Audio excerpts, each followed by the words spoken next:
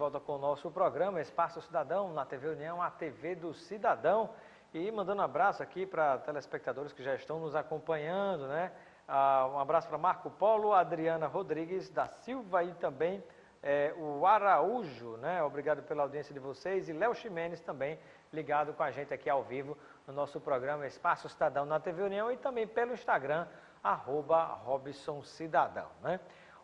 Na nossa cidade estamos acompanhando a deflagração de mais uma operação deflagrada pelo Ministério Público do Estado do Rio Grande do Norte, que é uma operação chamada Natal Luz, que faz uma investigação daquilo que muita gente já suspeitava no dia a dia, que é exatamente a respeito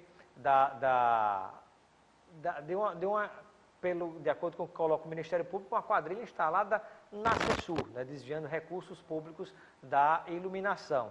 Foi afastado do cargo, inclusive, o presidente da Câmara Municipal de Natal, o vereador Ranieri Barbosa, e foram presos, né, 15 pessoas, dentre elas 3 ex-secretários do próprio prefeito Carlos Eduardo, né? Mais um secretário preso, já teve recentemente, dentro de uma outra operação, o secretário de Obras, mas já foi solto, Fred Queiroz. E aí é mais uma situação que realmente começa a deixar a administração municipal muito preocupada, do ponto de vista administrativo e principalmente do ponto de vista político. O mais importante é que tudo isso seja devidamente apurado, porque nós brasileiros, natalenses, norte-riograndenses, já não aguentamos mais pagar essa carga pesada de impostos e ainda pagar mais taxas e contribuições, como é a absurda contribuição sobre iluminação pública, que antes se vinha dentro do próprio IPTU, já estava embutida, mas aí agora, além de pagar o IPTU, você paga mais uma taxa de coleta de lixo, e se for mexer no lixo, vai feder, a gente já sabe disso, na própria urbana. Aí você agora criou-se uma taxa de iluminação pública que é absolutamente cruel e desigual, porque cobra percentualmente. Ora, se eu moro no mesmo apartamento de uma pessoa, tenho o mesmo padrão de condomínio, eu consumir mais energia, eu vou pagar mais taxa de iluminação pública? Como assim? Que se cobre de maneira igual para todos. Pessoal de baixa renda, tudo bem, coloque-se programas sociais, mas na verdade é uma cobrança muito injusta. Mesmo assim, milhões e milhões e milhões de reais são arrecadados. E ainda nós vemos a cidade aqui acolá no escuro, como também vários vereadores de Natal já denunciavam suspeitas de faturamento, inclusive que acontecia na iluminação pública para o período natalino. Decoração natalina que poderia ser aproveitada, mas se gastava mais dinheiro, se aumentava o orçamento, e a gente vivendo nessa situação que o Brasil está hoje, a gente não aguenta mais esse tipo de coisa. Então, é lamentável e vamos aqui respaldar o trabalho desenvolvido pelo Ministério Público, e a gente espera que o mais rápido possível seja apurado e que os culpados sejam efetivamente punidos, né, a bem do serviço público que seja prestado em boa qualidade. Porque quando se desvia, segundo o Ministério Público, até 30% de superfaturamento, não tem quem aguente uma situação dessa. Nem 1%, quanto mais 30%. A gente não pode aceitar esse tipo de coisa. Bom, eu quero dar boa noite à nossa primeira convidada de hoje, está aqui conosco, mandando um abraço também, inclusive, para a vereadora Júlia Arruda, que nos acompanha pelo Instagram, @RobsonCidadão, e também Luciel, do lado de Currais Novos, e Alisson Igor, e também Laércio, lá de Macau, Jorge Aldi, também o Garganta de Ouro, nos acompanhando, e Aslan Bernardo. Obrigado pela audiência a todos vocês aqui ligados com o nosso programa Espaço Cidadão. Eu dou boa noite, seja bem-vinda ao nosso programa, a doutora Carla Queiroz, defensora pública do Rio Grande do Norte. Boa noite a todos. Um prazer tê-la conosco. E eu gostaria que, inicialmente, a senhora pudesse compartilhar conosco quais são as ações desenvolvidas pela Defensoria Pública do Estado do Rio Grande do Norte com o objetivo de trazer oportunidades para as pessoas que não têm condição de constituir um advogado, sobretudo na área da saúde. Até para quem tem plano de saúde, enfrenta grandes dificuldades. Sim, a Defensoria Pública ela é uma instituição que presta assistência jurídica integral e gratuita a todos aqueles que não têm condições de constituir um advogado, né, ou que têm sua renda prejudicada ou comprometida com as despesas essenciais. E ela presta atendimento na área de família, na área de direito do consumidor, na área civil, demandas contra a fazenda pública, né, porque tanto tem a saúde pública quanto também a saúde privada na rede suplementar, notadamente na questão dos planos de saúde. Muito bem. E aí eu gostaria de saber o que é o SUS mediado. O SUS mediado é um programa que foi desenvolvido juntamente com as secretarias de saúde do Estado e do município, onde se objetiva uma mediação extrajudicial, ou seja, uma tentativa de resolução extrajudicial da demanda de saúde para evitar a propositura da ação judicial.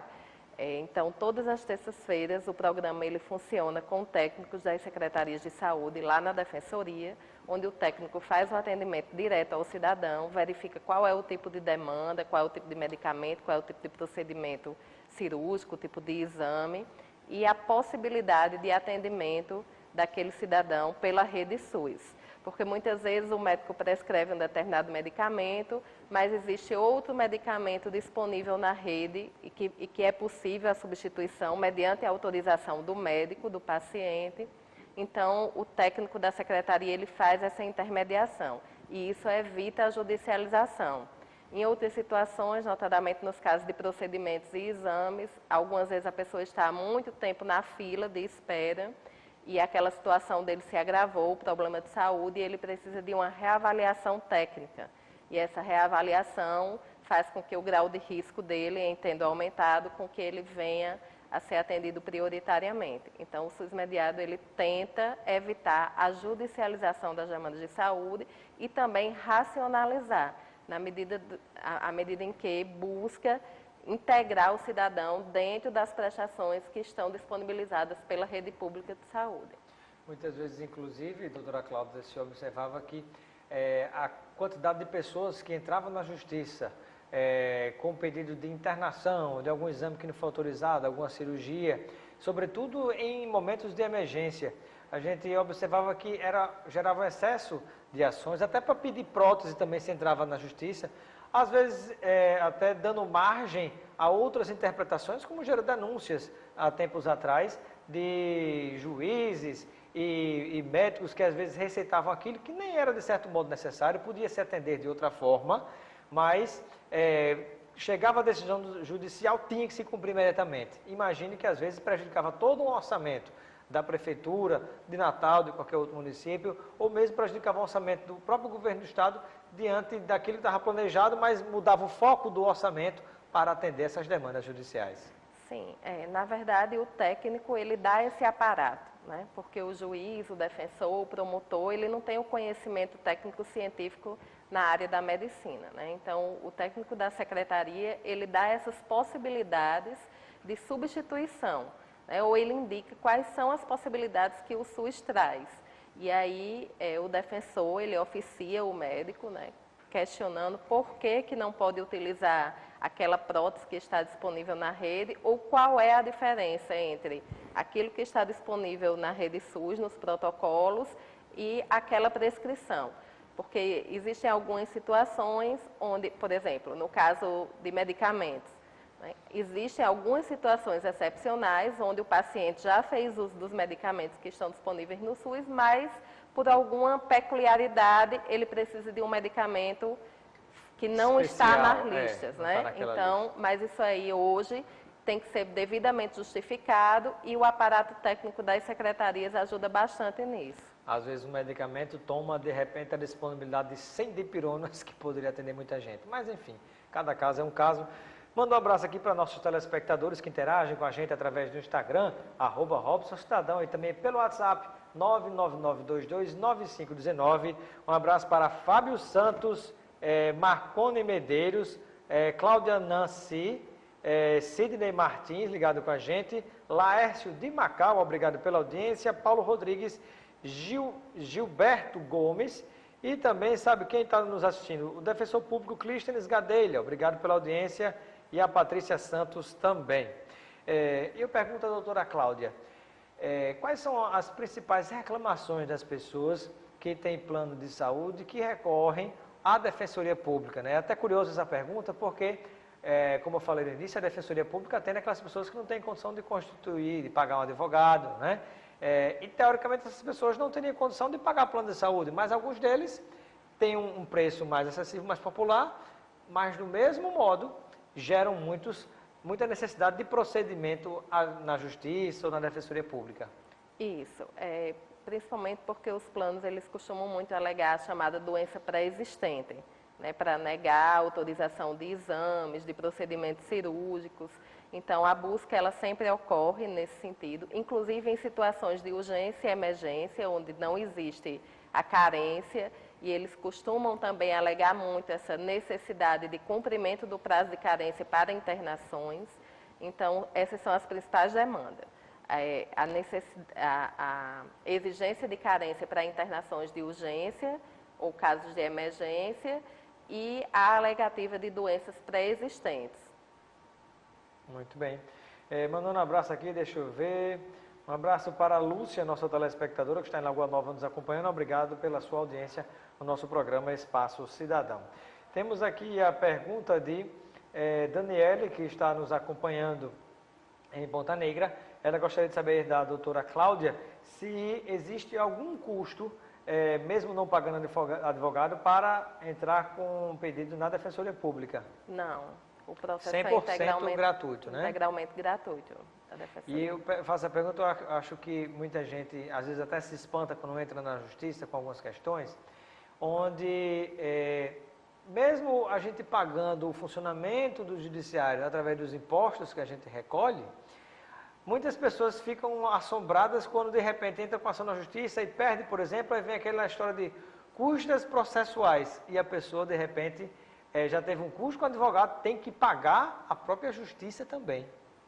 Na verdade, quem é beneficiário da justiça gratuita, há a condenação, mas essa condenação ela fica suspensa pelo prazo de 5 anos, né, considerando que a pessoa não tem condição financeira para pagar, para custear aquela despesa processual. E depois de 5 anos, ela fica dispensada daquele pagamento. E no âmbito da Defensoria Pública, não há qualquer pagamento para fins de ingresso com uma demanda judicial ou mesmo com uma tentativa de resolução extrajudicial da demanda. Até porque a Defensoria Pública é uma instituição que é custeada com recursos do Poder Executivo, né? Com recursos públicos. Isso. Temos aqui a pergunta do Marcos, que está nos acompanhando em Açu. Ele disse, tem um plano de saúde e mau uso porque moro no interior do estado. Na vez que precisei de utilizar para fazer uma cirurgia, não consegui autorização. Em situações assim, o que é que eu posso fazer? Se a autorização foi negada, ele deve procurar, né? Primeiro a gente tem que analisar a cláusula contratual, analisar o motivo da negativa, porque os planos eles também devem informar essa negativa por escrito. Existe uma resolução da ANS que obriga os planos... Agência Nacional de Saúde, né? Isso, a Agência Nacional de Saúde, a resolução número 355, que obriga os planos a informar por escrito o motivo da recusa. E quais são os principais motivos que os planos de saúde alegam quando se recusam a atender ao usuário daquele plano? Aí, como eu falei inicialmente, eles costumam muito alegar a questão de doenças pré-existentes. Só que o que acontece na questão da doença pré-existente? Quando a pessoa vai fazer um plano de saúde, eles simplesmente pedem para que a pessoa preencha uma declaração. Então, eles não fazem exames para constatar ou não a existência dessa doença pré-existente. E aí, posteriormente, se logo após a pessoa apresentar alguma doença, eles vêm com a alegativa de que aquela doença era pré-existente. Só que a doença pré-existente, ela não se caracteriza porque a pessoa não tinha conhecimento dela. A pessoa não estava agindo de má fé no momento da contratação. A pessoa descobriu posteriormente que era portadora daquela doença. Então, não há caracterização da pré-existência. Muito bem. Pergunta aqui do Miguel Medeiros, que está no Tirol nos acompanhando. Ele gostaria de saber qual a opinião da doutora Cláudia Queiroz, defensora pública do Rio Grande do Norte, em relação ao fato de que a pessoa possuindo um plano de saúde, se ela for atendida na rede pública de saúde, se o plano de saúde não deveria restituir o valor deste atendimento. Ele deve e ele é obrigado a isso. Existe também uma resolução da Agência Nacional de Saúde que obriga o plano a fazer a restituição. Já funciona na prática? Em alguns casos, sim. O que ocorre? Tem que ocorrer o cruzamento de dados. Né? O hospital público né, ele tem que ter esses dados consolidados para que ocorra esse cruzamento, a fim de que a ANS tome conhecimento, aí a operadora ela é notificada, ela tem um prazo para justificar o motivo pelo qual a pessoa ingressou na rede pública e não foi atendida pela rede privada, e se essa justificativa não for aceita, ela deve sim fazer esse custeio para a rede pública, esse ressarcimento para a rede pública de saúde. Inclusive aqui no estado, isso estava sendo bastante comum nos casos de UTIs pediátricas. Por quê? Porque existiam apenas 6 leitos de UTI para toda a rede suplementar de saúde. Ou seja, para atender as pessoas de plano de saúde. Para atender as pessoas de plano de saúde. Então, na grande maioria das vezes, faltava a vaga e o paciente pediátrico era encaminhado para um hospital da rede pública. Incrível. Isso estava ocorrendo cotidianamente, né, que eram os leitos, inclusive, do Hospital PAP. Então, quando o PAP fechou, foi que se tomou conhecimento da situação, e aí houve o ingresso de uma ação civil pública, e foi quando os planos começaram a investir no custeio de leitos próprios de UTI pediátrica. Agora, por exemplo, neste caso de que a pessoa seja usuária de plano de saúde, particular, privado, e de repente ela precisou utilizar, foi atendida num determinado lugar, nem procurou hospital particular, por exemplo, para utilizar o plano de saúde. Foi atendida na rede pública. Numa situação como essa, também cabe o ressarcimento da rede pública, perdão, da rede privada para a rede pública? Ela tem que fazer a solicitação, ela teria que também formular a solicitação perante a ANS, né? Ela tem que formalizar a sua reclamação, né? Informar que não foi atendida pelo plano. Não, mas assim, seria um outro caso, diferente. Vamos dizer que a pessoa tem plano de saúde, mas nem procurou, por exemplo, nem procurou um hospital privado para utilizar seu plano de saúde. Vamos dizer que ela foi direto na rede pública de saúde. Neste caso, a rede pública de saúde, a rede privada também deve restituir a rede pública de saúde? Mas aí o que acontece? Pela resolução da ANS, a rede privada ela tem um prazo para apresentar uma justificativa nos casos de negativa. E aí não se caracterizou a negativa, porque não houve a procura, né? O usuário ele não procurou a rede privada. Isso, inclusive, acontece, muitas vezes a pessoa vai entrar com a ação judicial, aí a pessoa tem plano de saúde e quer entrar contra a rede pública. E aí a gente orienta que deve buscar a negativa do plano de saúde e entrar contra o plano de saúde, e não contra o Estado ou o município. Isso acontece muitas vezes pelo próprio desconhecimento da população. Muito bem. Bom, doutora Cláudia, a senhora gostaria de acrescentar alguma outra informação importante, alguma orientação para as pessoas, sejam ou não usuários de planos de saúde, de maneira geral, em relação às demandas que a senhora recebe no dia a dia sobre este assunto? Acho que uma orientação bem importante é que anotem todos os protocolos, que solicitem a recusa por escrito, né, porque é um direito do cidadão, é um direito do usuário, né, do plano de saúde, isso.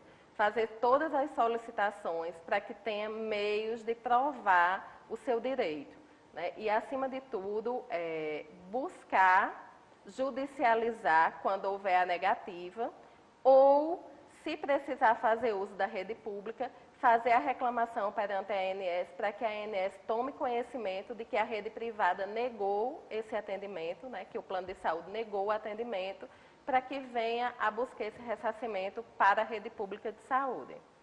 Muito bem.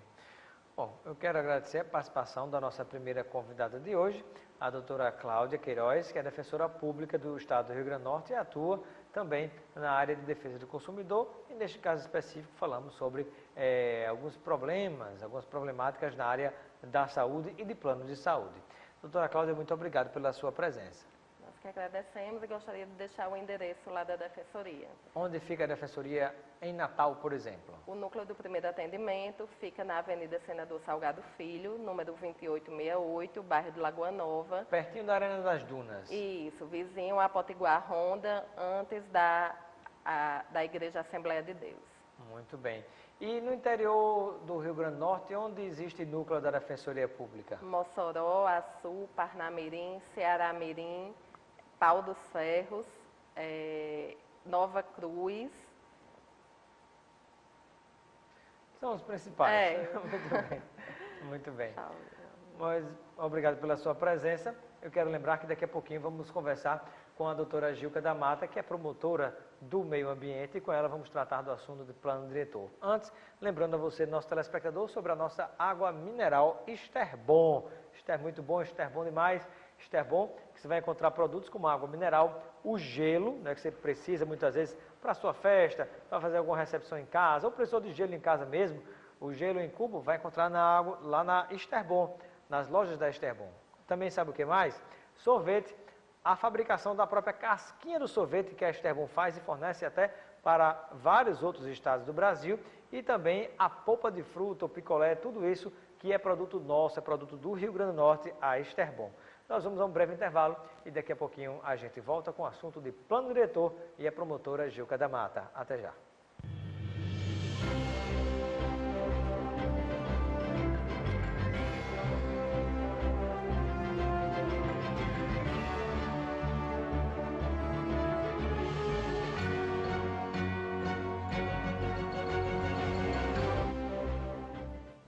Drogaria Saúde, é logo ali, é daqui. O melhor atendimento tem farmácia popular, a maior variedade e até recarga de celular. É logo ali, Candelária, é logo ali, Jiqui. É logo ali, Nova Parnamirim. Drogaria Saúde tem sempre um perto de você. É logo ali, Satélite, bairro Nordeste, Alecrim. Drogaria Saúde é logo ali e é daqui, da nossa terra. Há 20 anos cuidando da sua saúde. Apesar da crise, o governo tem trabalhado para garantir mais saúde à população em todo o estado. Instalação de 60 novos leitos de UTI em Natal e no interior. Realização da reforma na rede de urgência e emergência de 7 hospitais regionais. Estruturação da rede materno-infantil em 21 municípios. Aquisição de tomógrafos para Mossoró e Caicó. Além da construção do novo laboratório para exames preventivos de doenças crônicas em Natal. Diante do momento de crise, o hospital pode sim ter um bom atendimento. Essa reforma que está sendo feita aqui no hospital, existe uma possibilidade muito grande de melhorar substancialmente o atendimento aqui na região. E agora, de forma inédita, o governo está fazendo um amplo estudo para aperfeiçoar e otimizar os atendimentos dos hospitais regionais. É o governo fazendo mais por quem mais precisa. Fazer mais por quem mais precisa, esse é o sentido da vida. Governo do Rio Grande do Norte. Os sabores Esterbom surpreendem o Rio Grande do Norte e é aqui, no nosso estado, onde são produzidas essas maravilhas, em uma das mais modernas fábricas da América Latina. Na Esterbom, tudo é produzido com muito carinho, seguindo os mais exigentes padrões de qualidade e de responsabilidade ambiental. Exija a qualidade Esterbom na sua casa. O sabor genuinamente potiguar vai continuar te surpreendendo.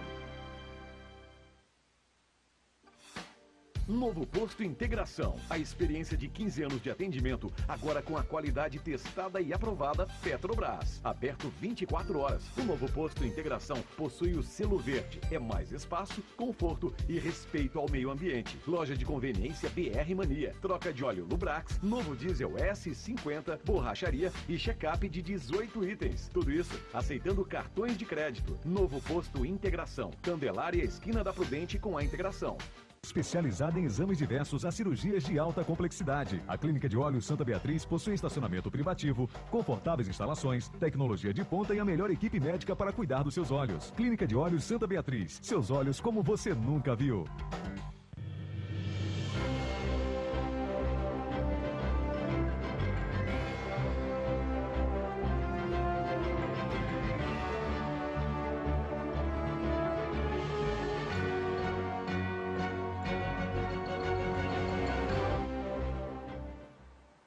Espaço Cidadão de volta na TV União de Natal, a TV do Cidadão ao vivo para todo o Rio Grande do Norte e para qualquer lugar onde tiver internet através do nosso Instagram, @RobsonCidadão. Mandando um abraço para o nosso telespectador que está ligado com a gente aqui, o Leonardo Barbosa de Melo, de Nova Parnamirim. Obrigado, Leonardo, pela sua audiência no nosso programa Espaço Cidadão. Também com a gente ligado o Paulo Rodrigues e Itamar Diniz Júnior. Obrigado pela sua audiência. Doutora Gilca da Mata, promotora do meio ambiente, seja bem-vinda ao nosso Espaço Cidadão. Boa noite. Boa noite, é uma alegria estar aqui. Prazer tê-la conosco. Eu iniciei a nossa entrevista perguntando em que passo está o plano diretor do Natal. Sei que atrasado já está há muito tempo essa iniciativa por parte da Prefeitura do Natal, já deveria ter acontecido e foi reiniciada agora. Em que etapa nós estamos? Na fase inicial, né? Porque, ainda, né? Mas é um processo que precisa ser realmente lento, trabalhado, um processo muito participativo. A Prefeitura é que deflagra, que inicia, que dá o primeiro passo. E ela deu mês passado. Porque o outro plano diretor foi há 10 anos atrás, em 2007. Né? Então, estamos em 2017. A lentidão que eu me refiro é isso, né? Mas veja só, o plano diretor, realmente ele precisa ser revisado. Mas é importante a gente ter bem claro que hoje nós temos um ótimo plano diretor na cidade de Natal. Nós temos um excelente plano diretor. Alguns ajustes precisam ser realizados e é muito importante que a população participe de todo esse processo para a gente não ter retrocesso. Porque nós temos grandes garantias, nós temos um plano diretor que respeita muitas especificidades da cidade de Natal, uma cidade que tem ecossistemas muito frágeis, né? É uma cidade costeira, então alguns ajustes precisam ser realizados, mas é importante a gente ter a noção de que temos um bom plano diretor e que faz parte essa revisão. Isso, precisa dos ajustes, né? Por exemplo, você tem na Zona Norte de Natal um avanço grande, um avanço importante, já aproximadamente, já ultrapassando os 70% do saneamento. A estação de tratamento também, passou até por acordos, termo de ajustamento de conduta, né, junto ao Ministério Público, a sua promotoria, inclusive, de construção da estação de tratamento. Então, já se pode pensar, por exemplo, em aumentar o gabarito, o coeficiente de adensamento da própria Zona Norte, que pode ter um impulso de desenvolvimento econômico, obviamente atrelado à sustentabilidade. Essa sua pergunta é bem instigante, muito interessante, explicar essa questão do esgotamento sanitário da cidade de Natal.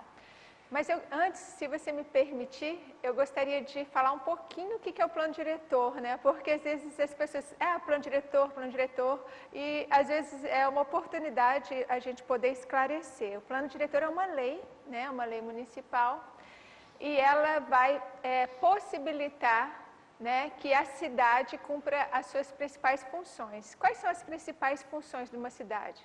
Morar, trabalhar, se locomover. O velho ir e vir no trânsito, né? Ter a mobilidade, exatamente, e ter também lazer, não é isso?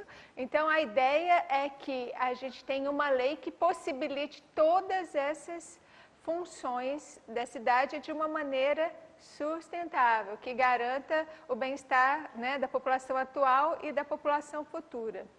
Em relação ao esgotamento sanitário, eu vou falar de uma maneira geral da cidade de Natal.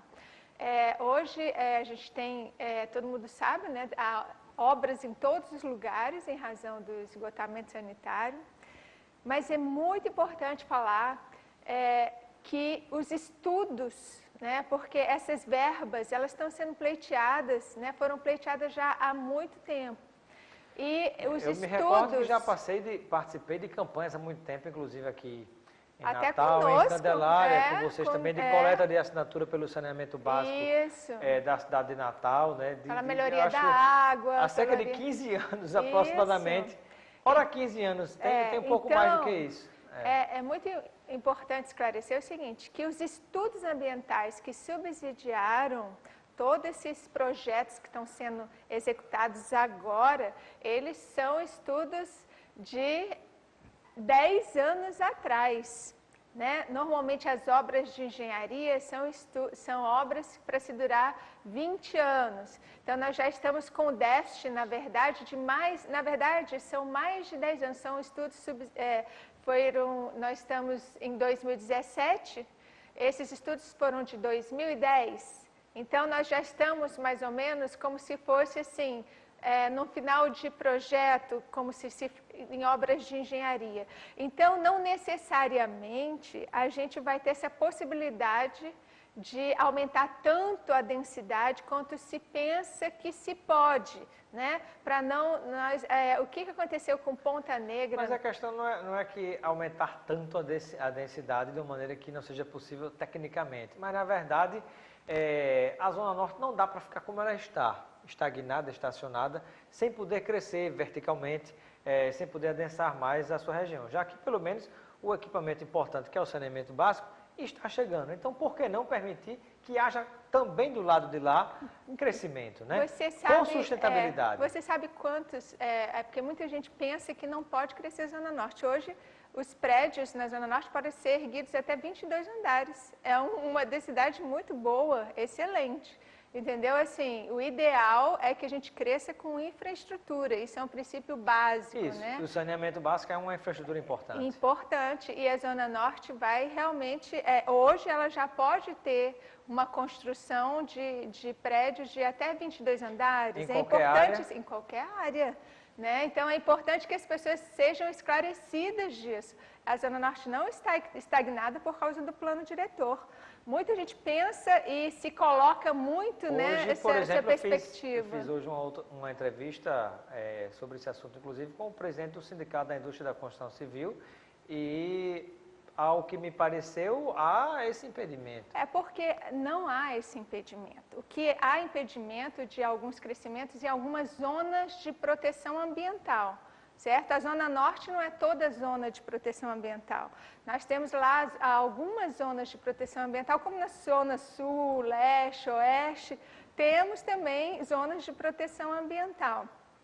A densidade, ela é uma densidade básica, como é aqui, por exemplo, para o bairro de Candelária, onde a gente está. É a mesma densidade da Zona Norte, de muitas áreas da Zona Norte. Então, o investimento não é por causa do plano diretor. É importante que a gente esclareça essa situação para não causar uma interpretação equivocada. Por isso que é importante esclarecer. Isso, e por isso estamos aqui.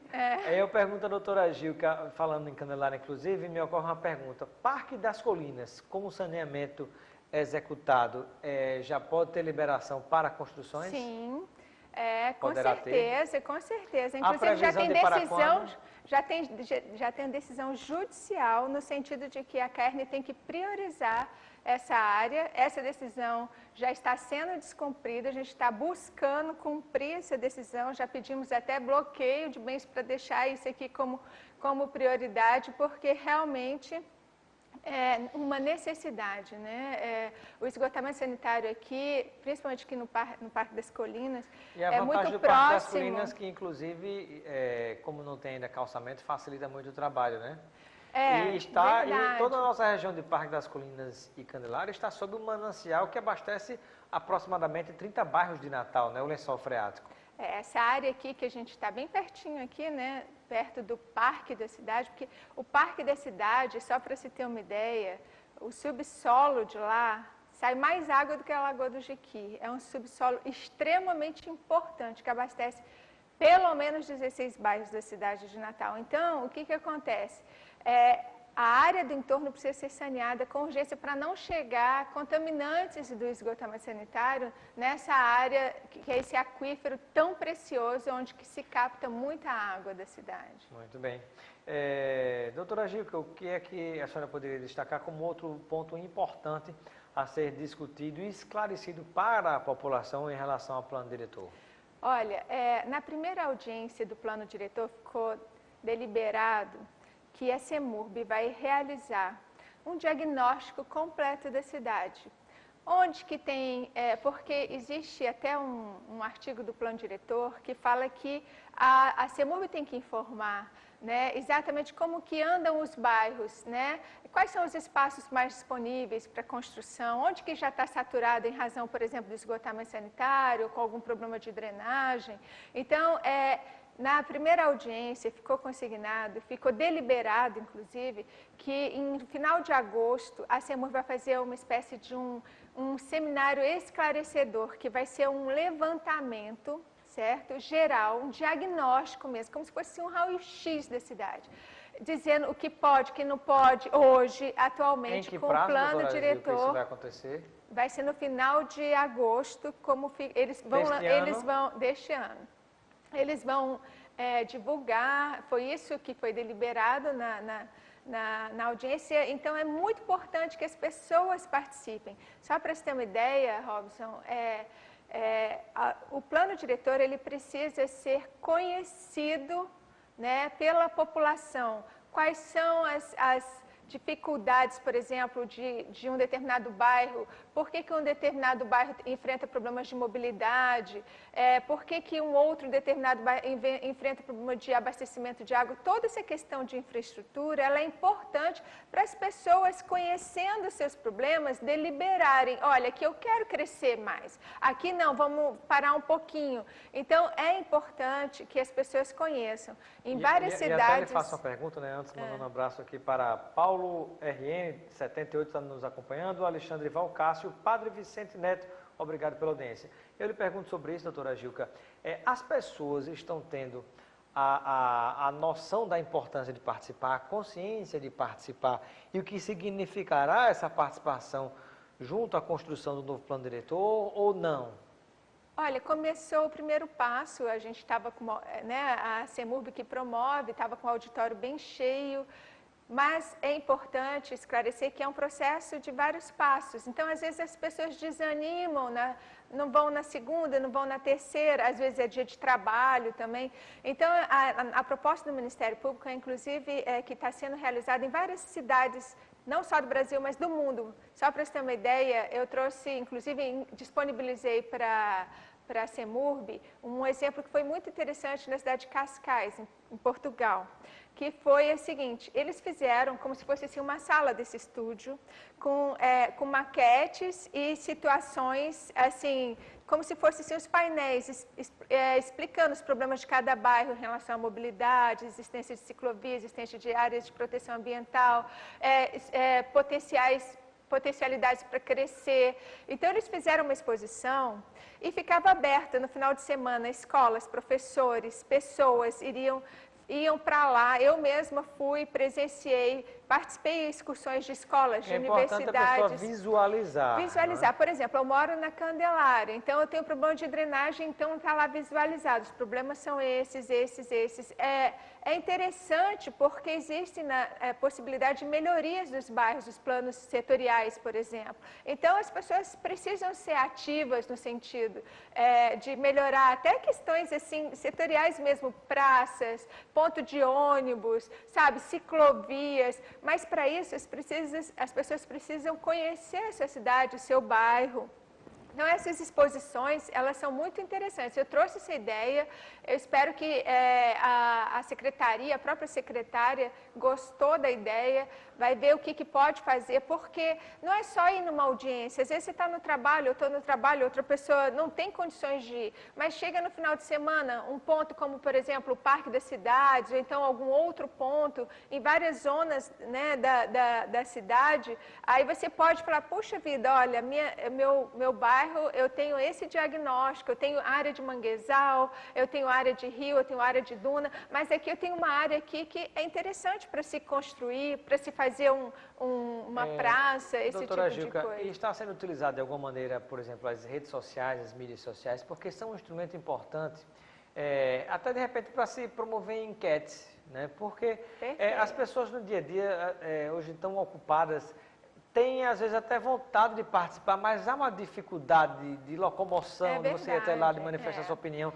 Não sei se já está acontecendo, se não poderia se pensar em uma alternativa de captar a participação, a opinião dessas pessoas, utilizando redes sociais, mídias sociais, as tecnologias que a gente dispõe até para enquete via internet, sites. Perfeito. Eu acredito que isso é uma iniciativa da Prefeitura e foi sugerido exatamente, foi realizada essa sugestão e a Prefeitura disse que na hora não pôde responder porque não estava com o pessoal da informática, mas que levou essa sugestão como contribuição para aperfeiçoar um site específico só do plano diretor, que as pessoas vão lá, possa participar. Específico acho que é uma burocracia grande, né? Ou então, para licitar um site e fazer as coisas no serviço público, infelizmente essa demora muito. É uma sugestão que deve ser feita para a Prefeitura. E teria um custo enorme. Agora, por exemplo, redes sociais, mídias sociais, é custo zero. Um Facebook do plano diretor oficial, ou um Instagram, algo desse tipo. São sugestões dentro que da própria página da CEMURB, se criar um link onde a pessoa possa dar sua contribuição, como por exemplo, existem vários programas e consultas públicas feitas pelo governo federal, nas áreas dos vários ministérios, onde existe um período que eles recebem o que eles chamam de contribuição pública. Né? Eles põem um assunto e abrem o site para que as pessoas manifestem sua opinião, contrária, favorável, dê mais sugestão para avançar e por aí vai. Então, acho que algo desse tipo poderia ser feito sem criar outras estruturas, aproveitando o que já tem, que é gratuito, e também essa outra situação. Seria uma ótima oportunidade, uma ótima ideia para se passar para a Prefeitura. Eu acredito também que realmente é importante, até para decidir coisas na hora do momento. Sugestão para que a doutora Gilca leve para uma próxima reunião. Com certeza, vai estar anotado. Mas então, é bom deixar esse recado que a questão do plano diretor afeta diretamente na nossa vida, na nossa segurança, no nosso bem-estar, na nossa qualidade de vida, na nossa futura geração, nas futuras gerações. Então, é importante que as pessoas participem mesmo, porque que cidade que a gente quer, a gente vai definir agora. E é importante a gente não ter realmente retrocesso naquilo que a gente conseguiu preservar, naquilo que a gente está conseguindo, né, principalmente na cidade de Natal, que como eu falo, é uma cidade especial, que tem um aquífero extremamente frágil, que temos assim, belezas naturais, mas muitas fragilidades. Então, realmente, a gente tem que tomar conta com muito carinho, abraçar essa cidade e participar mesmo de todas as discussões relativas ao plano diretor. Muito bem. Pergunta do nosso telespectador Dionísio, que está nos acompanhando no Tirol. Ele gostaria de saber qual a visão da doutora Gilca em relação ao desenvolvimento sustentável, de uma maneira que se preserve o meio ambiente, mas também não emperre a construção civil. Existe, eu não sei porquê, existe um pouco, né, de uma concepção equivocada no sentido de que o Ministério Público é contra a construção civil. Não existe não é para existir essa percepção. Eu acho que todo mundo que trabalha na cidade quer o bem-estar das pessoas, não é isso? Então, assim, a gente não tem que polarizar o Ministério Público de um lado, a construção civil de outro. De jeito nenhum. Não existe isso, esse contraponto. Não é para ter um diálogo harmônico. Todos devem estar numa mesa redonda. Todos. E, inclusive, assim, é possível conversar, é possível se harmonizar. Não existe esse contraponto. O desenvolvimento sustentável é justamente você possibilitar, no caso da cidade, você conseguir compatibilizar o crescimento da cidade com a infraestrutura.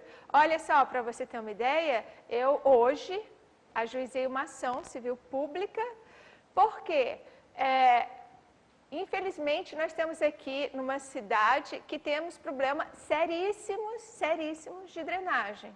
Então, na hora que chove, existem bairros... Não existe drenagem em Natal, né? Existem bairros, certo? Que realmente sofrem por alagamento. Eu vou citar aqui, pronto, ali perto da Ceasa, ali perto da Mor Gouveia, da Jerônimo Câmara. Gente, na hora que chove, na hora que, por exemplo, houve uma reestruturação da Mor Gouveia, certo?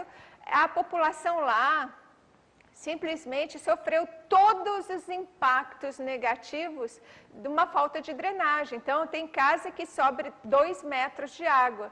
Então, eu posso dizer que essa é uma cidade sustentável? Não, não é uma cidade sustentável. Agora, por exemplo, a gente precisa de infraestrutura, pelo entendeu? menos a informação que a gente tem é que existe projeto para isso.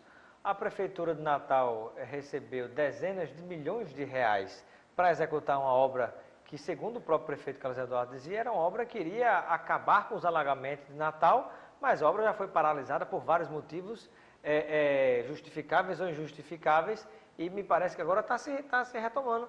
Infelizmente, já era para ter se resolvido, porque muito dinheiro público já foi injetado nessa obra, que é uma obra subterrânea, se não me falha a memória, que vai coletando essa água de boa parte da cidade. São duas obras ali que a gente está falando. Essa é uma coisa da microdrenagem, uma coisa mais específica, que já tem investimento de 4 milhões lá embaixo da terra, mas a prefeitura tem que dar uma contrapartida de aproximadamente 1,5 milhão, e se a prefeitura não der essa contrapartida de 1,5 milhão, eu vou perder os 4 milhões e 700 que tem lá dentro, entendeu? Então, assim, infelizmente, a gente tem que lutar ainda em muitas áreas da cidade sem esgotamento sanitário, sem drenagem. Então, não adianta eu impermeabilizar tudo sem fazer a infraestrutura adequada, entendeu? Eu estou ali, eu estou convivendo. Ela cabe ao Robson, poder tem lugar que doutora Gilca, entra esgoto na casa das pessoas. A gente está falando de uma capital. Na sua avaliação, essa estrutura tem que ser feita pelo poder público ou pela iniciativa privada? Pode ser para os dois. O poder público pode fazer parcerias público-privadas muito bem sucedidas em todas as partes do mundo, mas para isso precisa realmente um diálogo, precisa planejamento, investimento em planejamento, em estrutura das secretarias municipais, né? Porque eu não posso falar, por exemplo, a Secretaria Municipal de Meio Ambiente é extremamente importante, mas eu não posso ter poucos fiscais, um sistema de planejamento com poucos técnicos. Na hora que eu coloco ali é digamos assim, o cérebro da cidade, da estruturação da cidade, eu tenho que possibilitar que a iniciativa privada chegue de uma maneira positiva ali e faça um trabalho conjugado. Não sou contra, pelo contrário, muitos e muitos exemplos são muito positivos de operações urbanas consorciadas, como, por exemplo, a Ribeira. Se a gente tiver parceria pública e privada junto ali, trabalhando em sintonia, nós temos no mundo inteiro exemplos de lugares até o próprio poder público, inclusive, que poderia dar o exemplo, se afasta da Ribeira, né? Vai se construir um prédio aí gigantesco do Tribunal de Justiça do Estado, mais um prédio, e não está programado para ser na área da Ribeira, por exemplo, como tantos outros, né? Prédios públicos que poderiam revitalizar aquela área, mas ao contrário, cresce para o outro lado e deixa abandonada aquela Ribeira, que já está acontecendo o mesmo processo com a Cidade Alta. Doutora Gilca, nosso tempo... que tem, né? Esgotamento, tem água, ou seja, precisa trazer... Agora os empresários reclamam, né, de IPTU, de certas taxas altíssimas, que não justificaria investimento, né? E quem iria querer morar no deserto, por exemplo... Como eu estou falando, precisa dialogar, parceria público-privada, extremamente importante para a cidade. Doutora Gilca, muito importante a sua entrevista, eu quero agradecer seus esclarecimentos aqui no nosso Espaço Cidadão. É apenas a primeira entrevista, né? Estou lhe ouvindo o presidente do Sindicato da Indústria da Construção Civil, em breve a secretária do Meio Ambiente e Urbanismo e todos os entes envolvidos nesse assunto tão importante para o nosso crescimento. Muito obrigado pela sua presença, seja sempre bem-vinda. Muito obrigada também. Vamos acompanhar, né, o desenrolar desse processo. Muito bem. Lembra você que está nos acompanhando que pode acessar mais uma vez essa entrevista assistindo lá no nosso site www.robsoncidadão.com.br. Lá existe o Fale Comigo, manda a sua sugestão que eu vou receber e discutir aqui com você. Uma excelente semana e até a próxima segunda-feira, se Deus quiser. Até lá.